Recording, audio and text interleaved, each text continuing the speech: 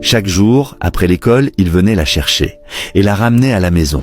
Et une fois la porte refermée, il lui faisait subir des choses terribles. Puis il repartait au travail, comme si de rien n'était, en lui ordonnant « Tu ne diras ça à personne, jamais ». Sa mère, au magasin, vendait des vêtements, sans se douter une seconde de ce que sa fille vivait. La jeune Marie pleurait en silence. Elle n'osait pas en parler à sa mère, ni à ses amis, parce qu'elle avait peur qu'il fasse encore pire. Et ça a duré longtemps, des années, jusqu'au jour où tout a basculé. Ce matin-là, Marie se sent mal. Elle vomit. Sa mère pense à une simple maladie. Mais lui, il panique.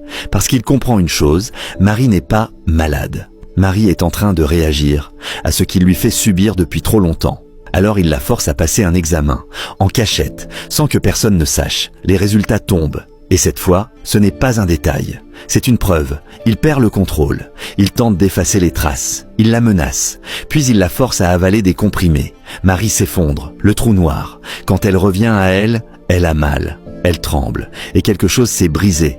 Définitivement. À partir de ce jour, Marie change. Elle se dit, ça suffit. C'est moi qui reprends le pouvoir. Elle a été prisonnière de cet homme trop longtemps. Son propre père. Comment a-t-il pu lui faire ça pendant 6 ans?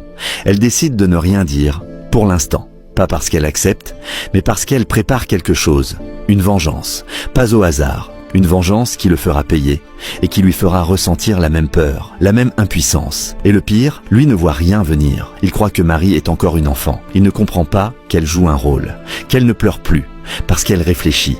Après ce jour-là, Marie ne résiste plus. Elle ne se plaint plus. Elle fait même semblant que tout va bien. Mais il ne connaît pas Marie, parce que Marie a un plan.